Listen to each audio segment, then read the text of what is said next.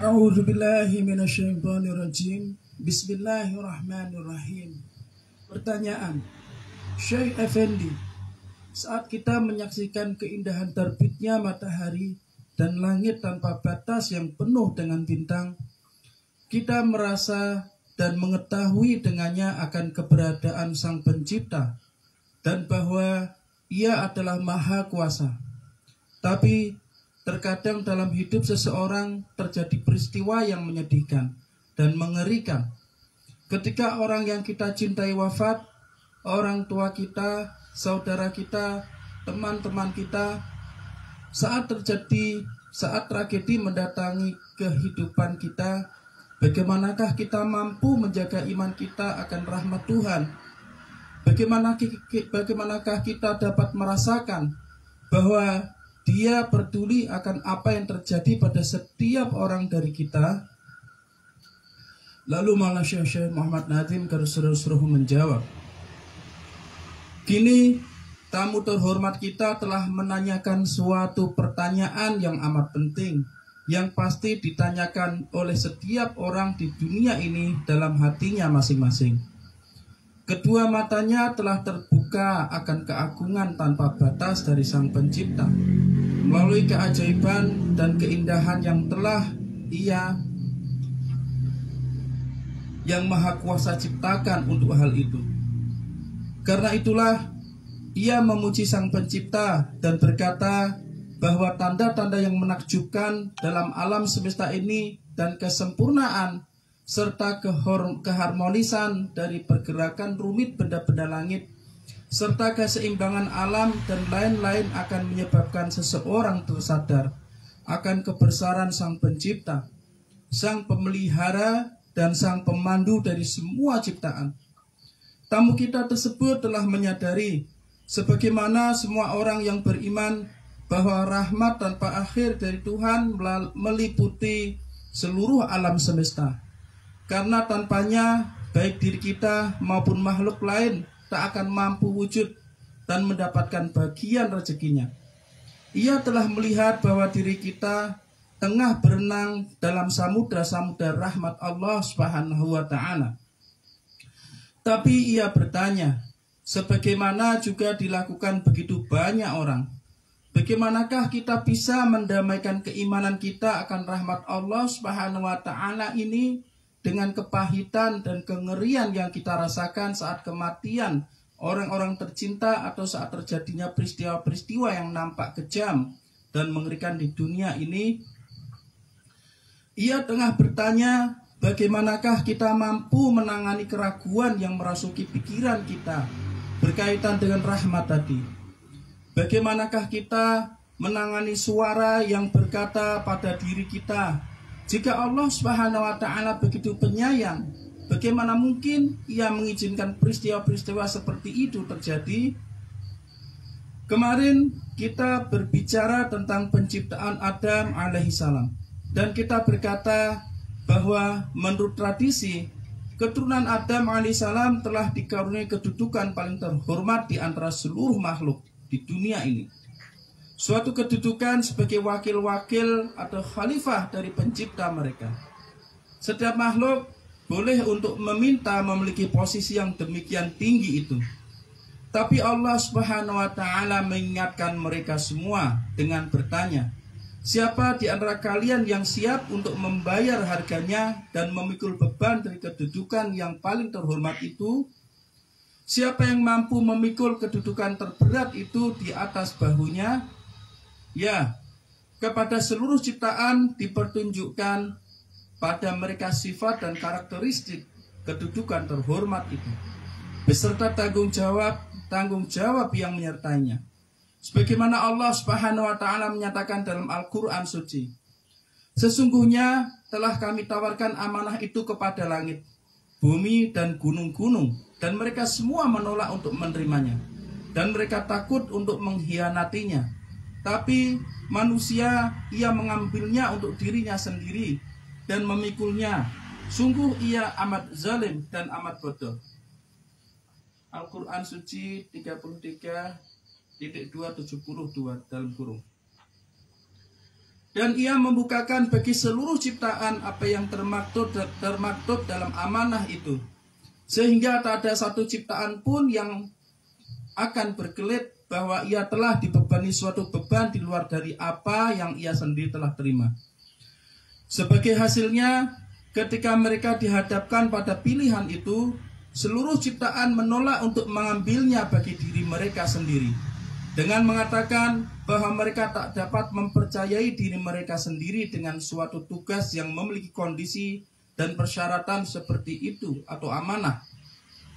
Mereka berkata bahwa mereka takut menghadapi tantangan yang demikian berat seperti itu. Tapi manusia berkata, aku dapat memikulnya. Aku siap untuk melakukan pengorbanan yang diperlakukan. Aku siap untuk melakukan pengorbanan yang diperlukan. Aku siap untuk membayar harganya. Disinilah kemudian terletak jawaban bagimu. Jika kalian mengklaim kehormatan itu, jika kalian menghargai kemuliaan posisi kalian sebagai mahkota ciptaan, jika kalian mempertimbangkan bahwa hal yang memisahkan diri kalian dari anjing dan monyet tersebut patut untuk dijaga, patut untuk diberi pengorbanan, maka kalian pun mesti siap untuk menerima dan setuju dengan keputusan dan takdir Tuhan kalian. Itulah harga yang kalian bayar untuk kedudukan paling terhormat itu. Kalian tak boleh menolak apa yang Dia kehendaki dalam mengarahkan jalan kehidupan ciptaannya. Jadi ini maksudnya Glenn Shisham dan Moshe Nazim. Maksudnya beliau itu begini. Roh kita dulu itu, Gusti Allah itu menawarkan penghormatan bahwa diberikan mahkota penciptaan cahaya. Itu langit ditawari tidak mau, bumi tidak, gunung tidak mau, semua tidak mau, tapi manusia mereka mau. Kita dulu bilang bahwa kita siap untuk menerima mahkota penciptaan itu. Makanya Gusti Allah mengatakan manusia itu diciptakan sebagai makhluk yang paling sempurna, begitu. Nah, ketika tadi saya baca ini, Gusti Allah seperti memberikan satu gambar di langit. Waktu itu kita mau menerima karena kita belum mengalami. Nanti maksudnya. Jadi ketika itu kita melihat cahaya-cahaya dari karakter penciptaan itu, cahaya yang warna-warni itu, kita merasa itu sangat indah sekali. Kayak misalnya rumah kalian isi dengan lampu-lampu yang banyak sekali warna-warni, itu nampak indah. Tapi kalian harus menerima beban daripada lampu-lampu tersebut, yaitu bayar listrik. Nah, tadi gambarnya itu ini masih muncul di depan kita gambarnya. Kita itu dulu menerima karena begitu indahnya cahaya tersebut. Begitu. Nah, lalu ketika Allah memberikan syarat bahwa Allah memberikan takdir atas diri kita untuk memikul beban itu, dulu kita masih menerima, masih oke. Karena kita belum hidup di bumi, belum mengalami. Jadi kalau orang Jawa bilang itu sawang sinawang. Jadi melihat itu kayaknya enak, pas kita nyebut beneran ternyata sulit. Akhirnya kita menyerah, begitu. Kita mengeluh. Nah, di langit itu kita dulu begitu. Oh, jadi itu enak ya. Oh, jadi presiden enak ya. Padahal jadi presiden mumetnya minta ampun. Oh, jadi itu enak ya. Padahal jadi itu mumetnya minta ampun. Oh, jadi wali Allah itu enak ya, padahal jadi wali Allah itu hidupnya ngenesnya minta ampun. Oh, jadi sufi enak ya, padahal jadi sufi itu hidupnya kakinya itu seolah-olah berada di atas bara dengan kerikil-kerikil yang tajam yang dia harus tapaki setiap hari. Dan dia tidak boleh keluar dari jalan itu. Oh, kayaknya jadi gubernur enak ya, padahal orang belum baru jadi gubernur, kalau sudah jadi gubernur ternyata nggak bisa tidur, nggak bisa makan dengan nyenyak, hanya dipakai untuk kegengsian aja. Gubernur orang nomor 1 pada begitu. Nah, mahkota penciptaan itu juga begitu, gambarnya indah-indah di langit memang, dan kita dulu kita mau. Nah, terus ternyata dibalik dari semua keindahan itu, Gusti Allah juga memberikan suatu amanah Dan kita waktu itu mengiyakan, kita menyanggupi. Makanya Gusti Allah dalam surat Yasin mengatakan la yukallifullahu nafsan wus'aha. La yukallifullahu nafsan wus'aha. Bahwa Allah itu tidak memberikan beban, tidak membebani hambanya itu sesuai dengan kapasitasnya. Jadi kita mau ngeluh, kita mau protes, waduh mau Gusti Allah dari hisab pun akan bilang, kan kamu katanya sudah bilang begini, sudah siap, sudah mau ini. Jadi kita Gusti Allah tidak bisa disalahkan.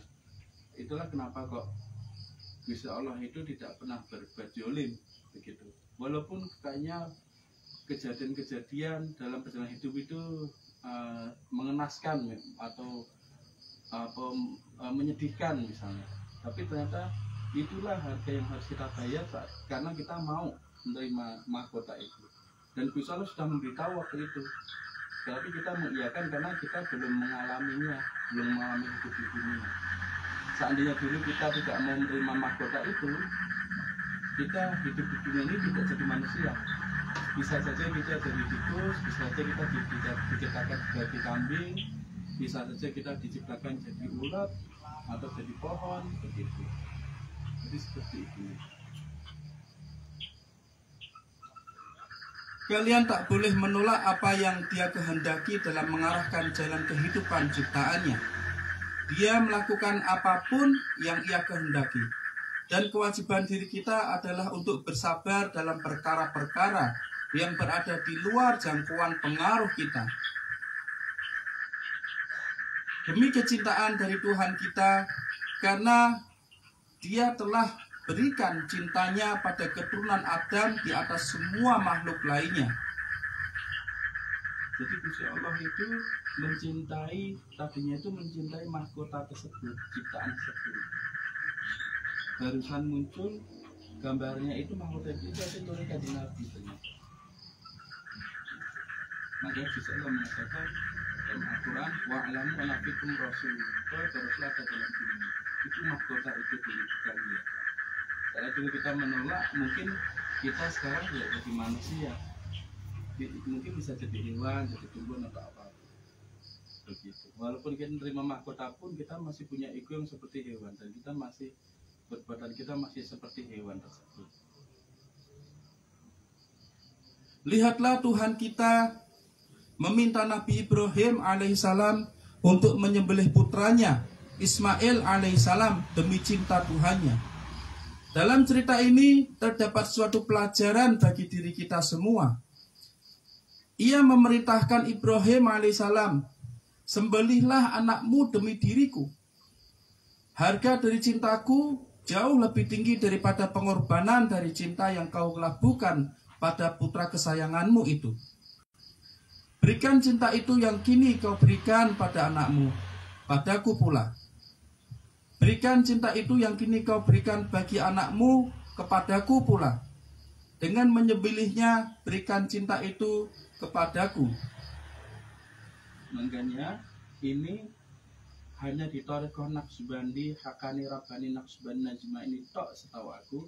Yang lain juga iya, tapi di Thariqah kita ini pelajarannya itu yang paling berat, yaitu tentang ego. Nah, mungkin di Thariqah lain juga mengajarkan tentang ego, tapi aku tidak tahu karena aku tidak pernah ikut Thariqah lain. Tapi setahu aku hanya Naqsyabandi ini. Karena Thariqah lain itu kata Masyaykhina, hijab itu dibuka dari bawah. Tapi Naqsyabandi ini hijab itu dibuka dari atas. Begitu. Kita dari Gusti Allah, kita ada 70.000 seluruh hijab. Ketika kita menjaga kepatuhan, maka hijab itu dibuat dari hati sampai ke diri kita. Makanya di Naqsyabandi ini, misalnya ada murid atau follower atau pengikut atau pecinta yang kok udah usul itu sampai ke Gusti Allah, hijab dibuka, oh berarti dia sudah hilang jalan dari itu. Jadinya makanya fana ilah. Pertama itu fana isyai, lah fana isyai, fana rasul, fana ilah, ini ada. Fana isyai artinya syekh itu akan berusaha untuk memotong ego kita. apa yang kita cintai dalam hati itu dipotong sama saya, supaya cinta kita ini tidak cinta Gusti Allah, cinta kanjeng Nabi dan cinta dalam hati kita ini tidak terhalang oleh ego kita tadi. Ini kayak kisah Nabi Ibrahim sama begitu. Makanya kita itu di Naqsbandi ini salah satu yang paling klasik adalah apa yang kita cintai dalam hati pasti diambil begitu. Nah ego kita kuat, kita menolak, malah kita menyerang Syekh. Tapi kita cinta kita pada Syekh itu benar, hati kita benar, kita akan membiarkan ego kita ini dipotong, yaitu cinta-cinta yang palsu tadi, supaya kita bisa musuh pada Gusti Allah, bisa musuh. Jadi jarak kita dengan Gusti Allah ada 70.000 hijab itu bisa cepat apa enggak itu tergantung Syekh yang membimbing. Begitu nggih.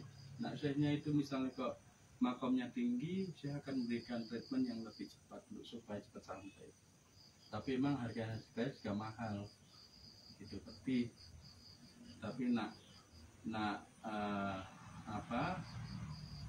setahu aku oleh karena itu bukan dari dirinya.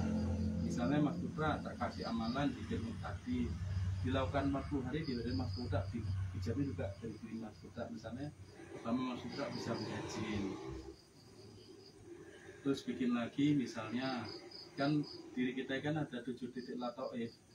1 titik latoif itu sebenarnya secara matematis dia hanya bisa dibuka melalui zikir Allah 10.000 kali setiap hari, tidak boleh putus selama 10 tahun non-stop. Itu baru 1 hijab dibuka begitu. Tapi dalam Naqsbandi ini karena semua itu ada di tangan Syekh Masyaikina, karena mereka wali Allah, mereka dihadiri Gusti Allah, makanya hijab itu dibuat dihadiri Gusti Allah. Jadi mereka usul dihadiri Gusti Allah melalui kanjeng Nabi, lalu wali tersebut akan menyampaikan ke Gusti Allah, si ini oke ya Allah, sini oke. Bagaimana caranya? Ketika kita para murid, para santri, insya Allah semoga kita digelar sebagai murid mereka, santri mereka, kita ini membuat hati mereka senang. Ketika kita membuat hati mereka senang, tentu hati mereka kan ridho, legowo. Sedangkan qalbu mukmin yaitulah hati anak mukmin itu rumah bagi Allah. Jadi mereka selalu mempersilahkan bisa Allah bersama dalam hati mereka. Nah kalau kita membuat mereka ridho, maka kita ini dipersilakan untuk masuk ke rumah bisa Allah tadi. Inilah kenapa kok kalau kita ketemu pembimbing kita, pembimbing beneran ya dalam asal-asalan, kita itu seperti ikan hidup dalam lautan, karena kita menemukan kehidupan yang sejati di dalamnya. Kenapa demikian? Kayak inilah kalau zaman dulu mungkin belum punya pembimbing, kalau ada masalah masuk masjid ya tenang, ya kan di rumah bisa Allah. Nah sekarang kalau kita ketemu pembimbing, hati kita tenang karena apa? Karena di situ ada Gusti Allah dalam hati tersebut. Niku nggih. Makanya treatmentnya itu sama kayak Gusti Allah mentreatment kepada Nabi dan Rasul. Apa yang mereka cintai harus dihilangkan, dipotong. Nah, karena kita ini umat kanjeng Nabi dan Gusti Allah mengatakan ya ayyuhalladzina amanu atiullah wa atir rasul wa ulul amri minkum. Artinya ini adalah draft literatur atau adat, yaitu syai, kanjeng Nabi dan Gusti Allah. Fana isyai, fana rasul, fana ilah. Begitu. Nah, terus bagaimana cara seorang syekh itu membuat kita fana pada beliau? Caranya adalah kita ini diberikan amalan-amalan penasihat-nasihat. Ada juga mereka para syekh, mereka misalnya saking senangnya sama kita, mereka hidup bersama kita. Itu lebih mempercepat lagi makomnya. Begitu. Itu lebih mempercepat lagi makomnya. Begitu. Atau amalan-amalan. Sehingga kalau kita beramalan, kita ingin sama saya kita kan yang si amalan. Nah, lama-lama nanti diri kita hilang, yang muncul saya tersebut. Nah, nanti terus menerus dikerjakan istiqomah. Nanti hari Nabi yang muncul. Nah, terus menerus ya nanti bisa Allah. Usul. Begitu. Makanya paling berat itu kan mentaati Gusti Allah kan mah berat karena nggak lihat Gusti Allah. Mentaati kanjeng Nabi berat karena kita nggak ketemu Rasulullah secara fisik. Lah mentakdir syekh itu sudah berat, karena apa? Ego kita pasti akan masuk ke pikiran memberikan suatu alasan-alasan persusun untuk memberikan pasal apa tidak baik. Itu makanya saya ingin bawa kita ke kesalahan, tapi ego kita menolak. Jangan, kamu dimanfaatin, jangan. Kamu dikerjakan, jangan. Kamu mau dikuasai, jangan. Terus. Tapi ini warningnya itu tidak setiap orang itu menjadi pembimbing, atau kita tidak boleh mengambil bimbingan atau bimbing dari orang yang tidak jelas.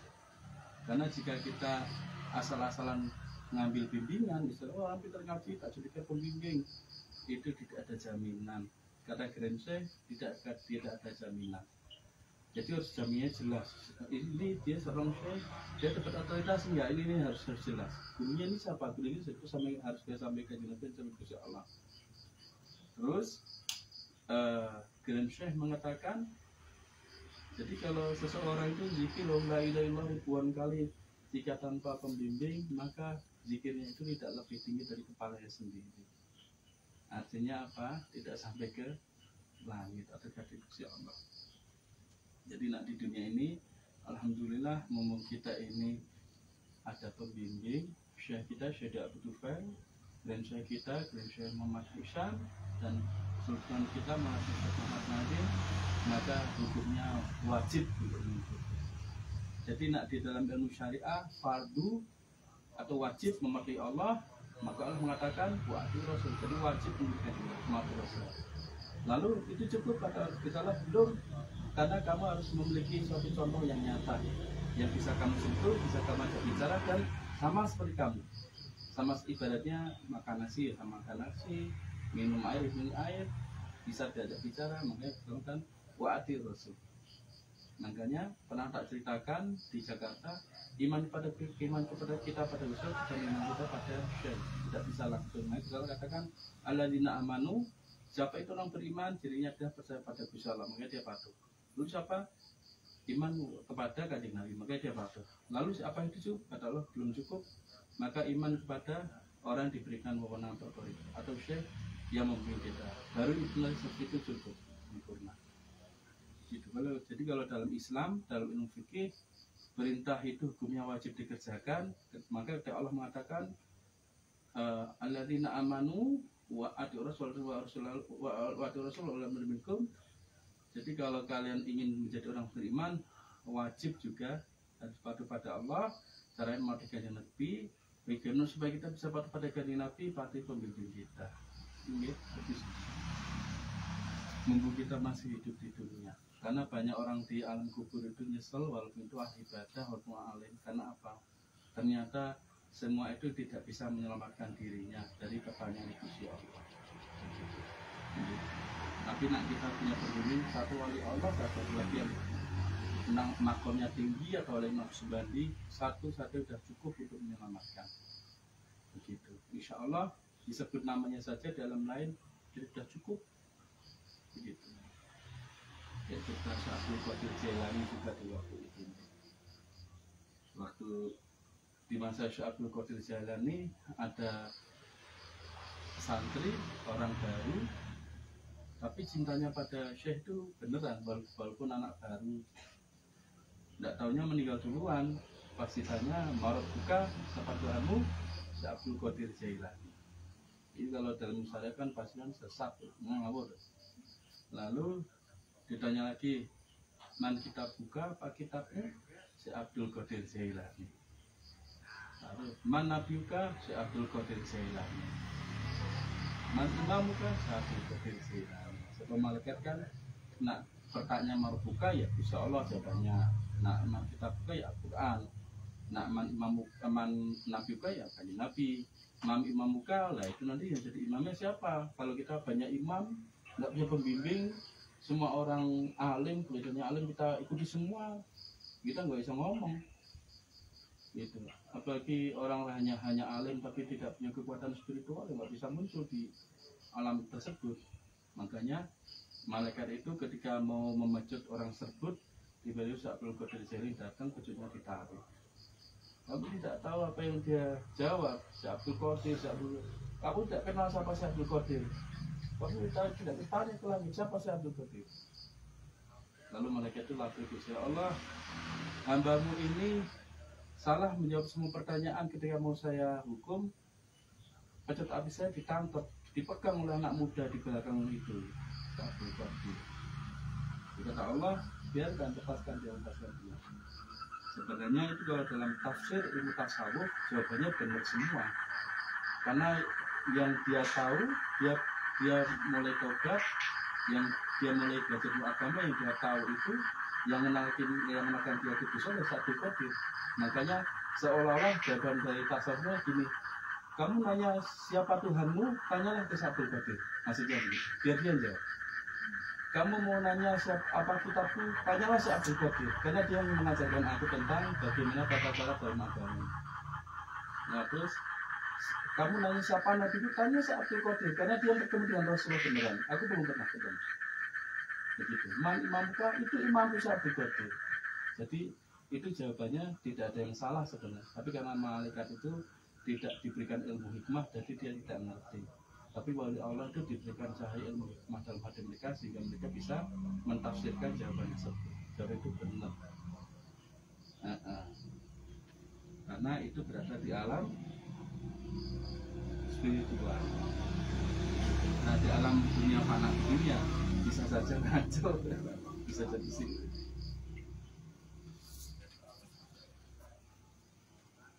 Kemudian Ibrahim alaihissalam bersiap untuk mentaati Tuhannya, sekalipun setan mencoba berulang kali untuk membujuknya. Nah ini yang sering terjadi pada kita. Kalau Gusti Allah itu memerintahkan wali tersebut untuk ngetes kita, untuk membersihkan kita, untuk memotong hidup kita, setan pasti akan datang menghalangi. Untuk apa? Supaya kita tidak mau mentaati. Itu sebenarnya sudah salah. Yang lebih parah lagi soal adab atau adab terburuk itu kalau kita menyerang wali tersebut dan pemimpin tersebut, baik tanpa kita ucapkan dengan mulut, pikiran atau hati kita, atau malah kita ucapkan atau perilaku, itu namanya soal adab. Begitu. Itu pasti bilang sak dunia. Dan Insya Allah tidak akan menerima semua amalan.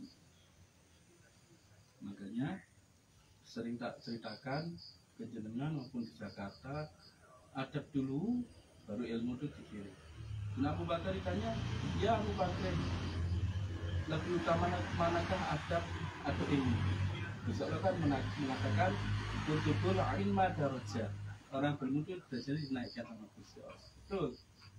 Tapi Abu Bakar mengatakan adab dulu baru ilmu.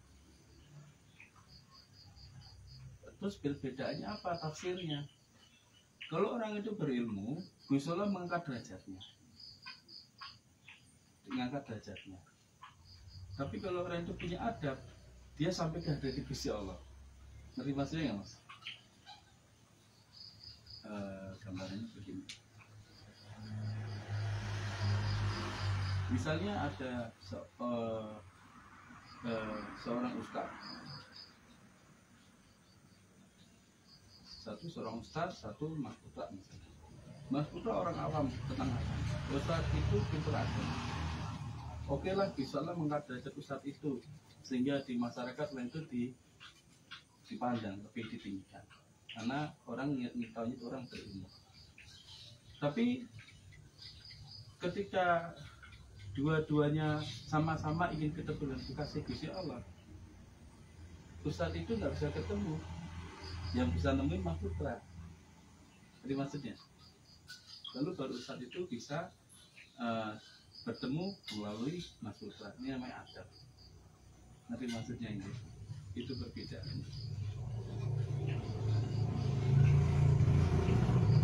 Kemudian Ibrahim alaihissalam bersiap untuk mentaati Tuhannya, sekalipun setan mencoba berulang kali untuk membujuknya.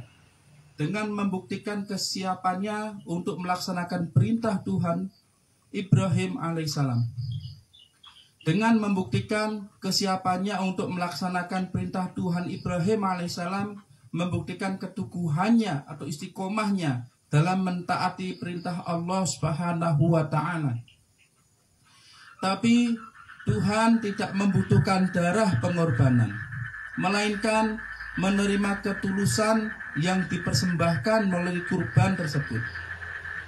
Mencegah pisau milik Ibrahim alaihissalam dari melakukan pemotongan, ia memerintah pada pisau tersebut, jangan memotongnya. Hingga ketika Ibrahim alaihissalam berusaha menyembelih leher anaknya, pisau itu tidak juga dapat memotong leher tersebut. Bahkan tak mau untuk menyayat segores pun kulit daripada leher tersebut. Sekalipun Ibrahim alaihissalam telah mengasahnya sendiri dengan kerajinan dan ketekunannya. Tahu kan kisah Nabi Ibrahim kan, yang sangat mendambakan keturunan dari Sarah, tapi bisa Allah mengirimkannya melalui Hajar, sehingga cintanya pada Gusti Allah tadi itu jadi Tuhan, perhatian sama anaknya. Makanya kalian, kita bisa belajar mendeteksi hati kita begini, aku ini termasuk hamba yang dicintai Gusti Allah, yang menerima cinta itu apa tidak. Itu dari deteksi gini, apa kalau kita punya keinginan lalu Gusti Allah menggagalkan, itu artinya kita ini dicintai Gusti Allah. Nah, kita senang sesuatu terus kan bisa digagalkan, itu artinya kita itu dicintai Gusti Allah. Tapi nak kita itu senang sesuatu juga Gusti Allah, ada Gusti Allah sakarmu. Itu nasihatul Irsyad tadi pagi sampai siang. Kesan aku sampai nanya gini, karena orang-orang yang mereka itu sepasang kekasih yang bisa mencintai gitu, itu bahagia sampai air hayat, tidak ada halangan kok hidupnya juga enak gitu kan, gitu kan, juga enak, punya uang nih, barang itu tidak ada halangan, enak banget gitu, tidak ada kelencar. Kamu mau seperti mereka gitu? Enggak, mereka itu dibiarkan Gusti Allah, jadi biarkan mereka dengan kesenangan mereka. Namun kita ini diberi sholat sesuai dengan kesenangan Gusti Allah.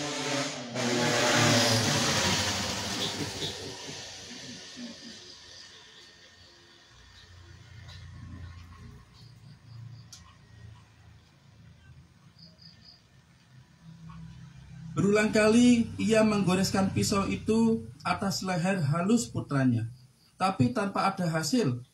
Pada akhirnya Ibrahim alaihissalam melempar pisaunya, dan untuk menunjukkan pada Ibrahim alaihissalam akan kekuatan dari kehendak Allah Subhanahu wa taala, maka Allah Subhanahu wa taala membuat pisau tersebut menembus. Maka Allah Subhanahu wa taala membuat pisau tersebut dapat menebas dan menembus suatu batu besar bagikan sebilah pisau menyayat sepotong keju. Kemudian seorang malaikat muncul di hadapan Ibrahim alaihissalam yang tengah terkejut dan berkata, "Wahai Ibrahim alaihissalam, jangan kau berpikir bahwa pisaumu itu tumpul. Kau telah buktikan ketulusanmu. Kini ambillah domba ini dan sembelihlah ia." Allah Subhanahu wa taala telah mengkaruniakan cinta ilahiyahnya kepada keturunan Adam alaihissalam. Dan kita telah merespon pada Tuhan kita dengan mengatakan, "Kami adalah benar bagimu, wahai Tuhan kami." Kemudian Dia yang Maha Agung berkata, "Akan kucoba dirimu untuk menguji seluruh diri kalian untuk melihat siapa yang benar atas klaimnya mencintaiku. Siapakah yang mampu bertahan dengan cobaan seperti yang menimpa Ibrahim alaihissalam?" Tapi dalam keseluruhan hidup kita banyak pula berbagai cobaan menimpa. Dan dengan bersabar dalam menghadapi cobaan-cobaan itu, kita akan memperoleh cinta tanpa batas dari Tuhan kita. Salah seorang wali terkenal dalam Islam adalah raja dari negeri Balkh, yaitu Ibrahim bin Adam Qaddasarruhu. Ia meninggalkan kerajaannya demi Tuhannya dan pergi untuk hidup dengan apa yang ia peroleh dari melakukan kerja buruh yang kasar, dan mendharma baktikan waktu luangnya dan seluruh hatinya untuk pengabdian bagi Tuhannya. Saat ia turun dari tahtanya, ia pergi meninggalkan pula di belakangnya istri yang tengah hamil. Setelah 12 tahun lamanya, anak laki-laki yang dilahirkan istrinya tersebut mulai bertanya tentang ayahandanya. Sang anak pun pergi mencari ayahandanya dan berhasil melacak jejak ayahandanya hingga akhirnya ia menjumpai ayahandanya di Mekah. Ibrahim bin Adam Qaddasallahu mengetahui bahwa anak tersebut adalah putranya. Begitu ia pertama kali melayangkan pandangan matanya pada wajah mulia sang anak, Ibrahim bin Adam Qaddasallahu berkata, "Kau adalah putraku." Sang anak berkata, "Kau adalah ayahandaku." Kemudian Ibrahim bin Adam Qaddasallahu berdoa pada Tuhannya, "Wahai Tuhanku, Kau lebih tahu bahwa hingga kini seluruh cintaku hanya kupersembahkan bagimu. Kini telah kulihat bahwa sebagian cintaku telah berlabuh pada putraku ini. Wahai Tuhanku, seluruh yang kuinginkan dalam hidup ini adalah agar keseluruhan hatiku murni hanya beruntuk bagimu. Karena itu, aku memohon kepadamu untuk mengubah cinta yang ada dalam hatiku bagi anakku ini menjadi cinta bagimu, ya Allah." Kemudian Allah Subhanahu wa Ta'ala memanggil ruh anak laki-laki Ibrahim bin Adam Qaddasallahu tersebut ke hadrat ilahiyahnya, yaitu dengan mewafatkannya. Cinta yang dimiliki sang anak bagi ayahnya telah ditransformasikan menjadi cinta ilahi, sehingga ia pergi ke hadrat ilahi dalam keadaan suci sempurna.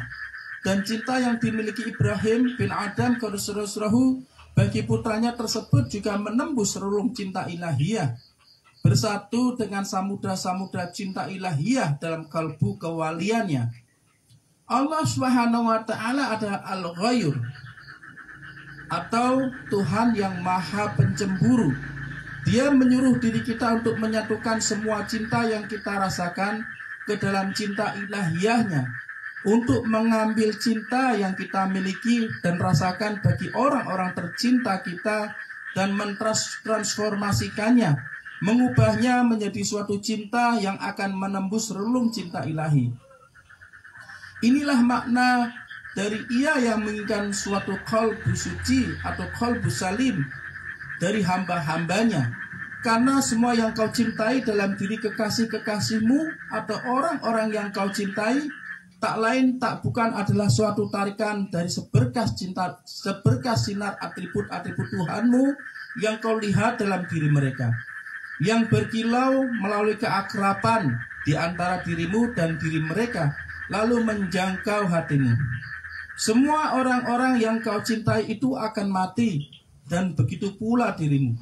Tapi jika cinta itu mencapai penerima sejati dari semua cinta, maka tujuan utama dari cinta manusia telah teraih. Dan hal ini diterima serta menyenangkan dalam hadrat ilahiyah. Namun, jika kita gagal untuk berserah diri kepada keputusan Tuhan kita,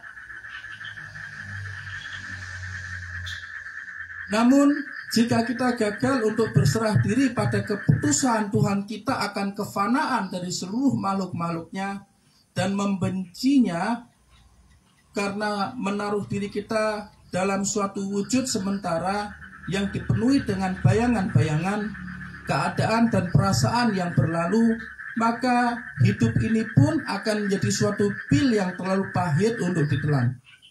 Dalam kasus seperti itu, hidup pun dengan sendirinya menjadi suatu samudra kesedihan, karena bagaimanapun dia memanggil semua hamba-hambanya satu demi satu kembali ke hadrat ilahiyah dan meninggalkan diri kita dan dunia ini. Dialah Tuhan kita, Allah Subhanahu wa Ta'ala, satu-satunya pemelihara keberadaan diri kita. Dia memiliki hak dan kekuasaan atas kita dan mencoba diri kita untuk melihat siapakah yang benar dan berpegang pada cinta dari Tuhan mereka. Karena itulah segala macam bentuk kejadian bisa terjadi. Orang-orang tercinta bisa mati. Orang-orang muda mati. Saudara mati. Orang tua mati. Istri mati. Atau suami akan mati. Kemudian ia akan melihat apa yang kalian lakukan. Dapatkah diri kalian mengubah cinta kalian dan membuat tragedi tersebut menjadi suatu sebab untuk meningkatkan cinta kalian kepada Tuhan kalian? Begitu sedikit orang memahami hal ini. Dan karena itulah mengapa mereka tak mampu melihat hikmah ilahiyah di balik peristiwa-peristiwa yang menyedihkan. Mereka tak menyadari bahwa Tuhan kita tengah mengisyaratkan pada diri kita untuk mencintainya sepenuhnya dan secara eksklusif. Karena itulah mereka menjadi menderita. Segala sesuatu yang Allah Subhanahu wa taala berikan pada anak Adam alaihissalam akan sementara. Segala sesuatu yang Allah Subhanahu wa taala berikan pada anak Adam alaihissalam adalah sementara. Tak berharga untuk cinta sejati itu. Kalian harus memberikan cinta kalian kepada Dia yang selalu wujud dan eksis dari pra-keabadian hingga pasca keabadian.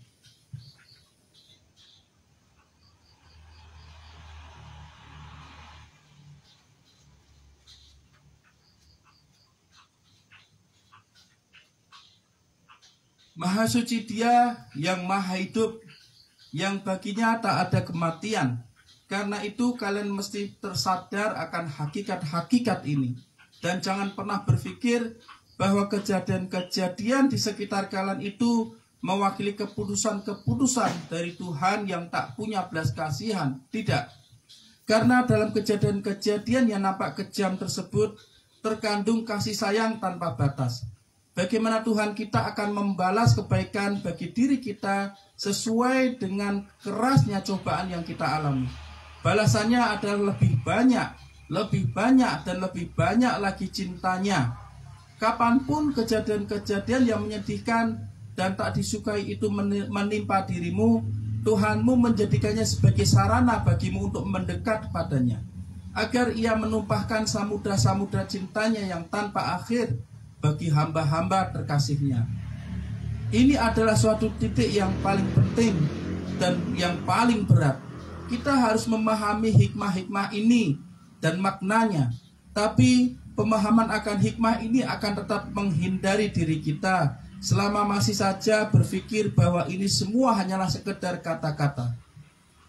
Cinta ilahiyah itu harus dirasakan. Sekalipun saya banyak mengulang kata-kata madu, madu, dan madu, atau melukiskan karakteristik dan cita rasa madu, kalian tak akan mampu merasakannya dan tak akan terpuaskan. Hakikat-hakikat ini harus dirasakan, dan kecuali kalian telah mencapai titik itu, kalian pun tak akan memahami hal-hal ini lebih dari sekedar kata-kata. Wa minallahi taufiq bihormatil habib bihormati suratul fatihah. Al-Fatihah. A'udzubillahi minasyaitonirrajim. Bismillahirrahmanirrahim. Alhamdulillahirabbil alamin arrahmanirrahim maliki yaumiddin. Iyyaka na'budu wa iyyaka nasta'in. Shiratal mustaqim. Shiratal ladzina an'amta 'alaihim ghairil maghdubi 'alaihim waladdallin. Amin.